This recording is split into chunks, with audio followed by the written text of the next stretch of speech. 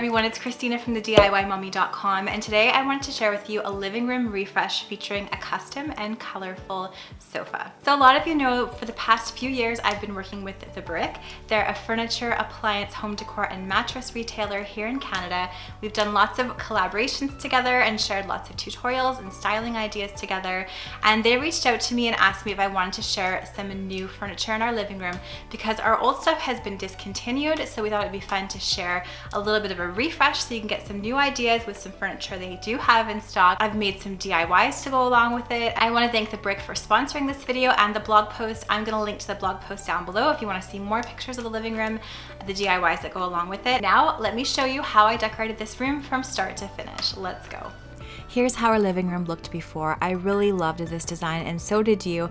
However, one of the unexpected benefits of my job is I'm able to send furniture that's beautiful to friends and family. So my neighbor actually was looking for a sofa and chair pair. So she took this set and so far they love it, and I'm so happy that they were able to take it and use it in their home.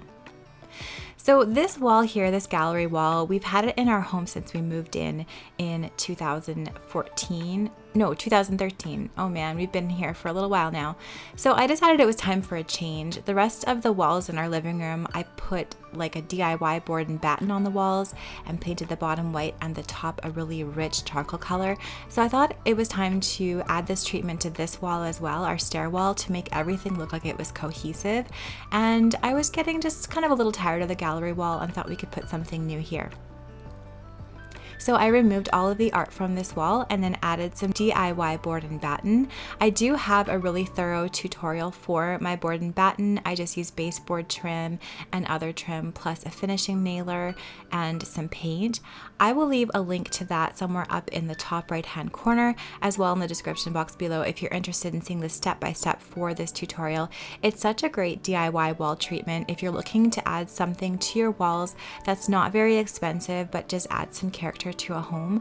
Our home is a 4-square style home, so it looks traditional, so I think that this style of wall really matches the traditional look of our home.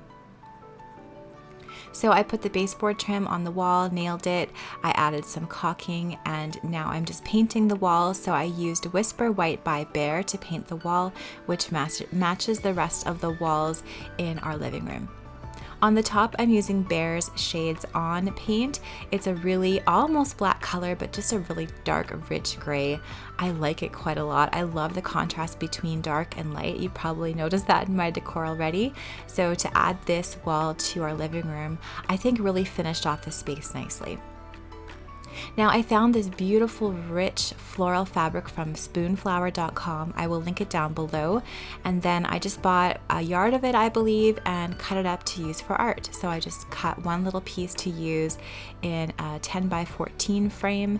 This one I found at the dollar store, this frame, and then I just taped the fabric onto the back, added the backing onto the frame, and that made for some beautiful but inexpensive art for our mantle. I did a similar thing for a larger piece of art for our wall. I took this giant 24 by 36 frame, found it at Michael's, cut out a larger piece of the fabric and wrapped it and taped it around the back of the backing of the frame. Then I popped it back in the frame. It's kind of a weathered gray color frame. And then I put the backing back on the back of the frame. I added these command photo hanging strips, and then I put it on the new wall that I created with a board and batten. I really love this deep floral for the fall and winter. Now for our mantle, you might remember the DIY tassel banner I made. I will link to its tutorial in the description box below, as well as the doily wrapped books. And then I put some candlesticks I found at The Brick, along with the DIY artwork, our mansard mirror from The Brick, as well as one of our favorite family photos from Disney World earlier this year, and a faux olive tree. I also did a bunch of sewing for our living room to add some DIY flair to the space. So I sewed a faux fur blanket. I think I'm going to do a full tutorial for this one. If you want to see that, let me know down in the comments below. So I just took a couple of faux fur pieces of fabric and I sewed them together and finished by hand stitching. And then I also DIY'd some more cushions for our family room. I love DIYing pillows. So the fawn fabric is from Spoonflower and the plaid fabric is from fabric.com. Then I put down a new area rug. This one is called the Focus Area Rug from the Brick. Love that it's neutral, but it has a pattern. And then I also added these Frank chairs from the Brick. I really liked how masculine and rustic these ones look. They have a beautiful oak frame as well as the faux leather. The brown I think looks really nice with our fireplace. And my favorite piece, this custom sectional from the Design to Be line from the Brick. So they offer a more affordable custom sofa line.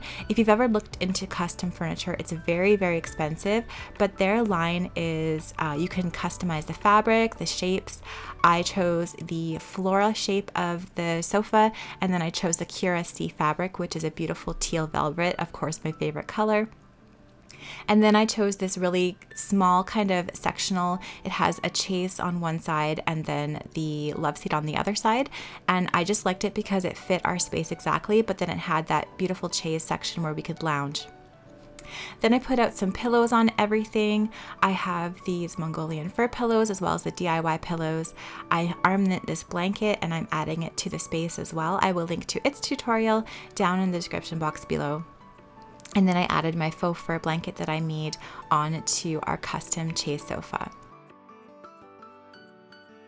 I also found this round ottoman at the Brick. It's also in the Design to Be line, so they custom upholstered it for me in the Cura C fabric in that beautiful teal velvet. Make sure if you're interested in checking out the Design to Be line, I will link to all that information down in the description box below.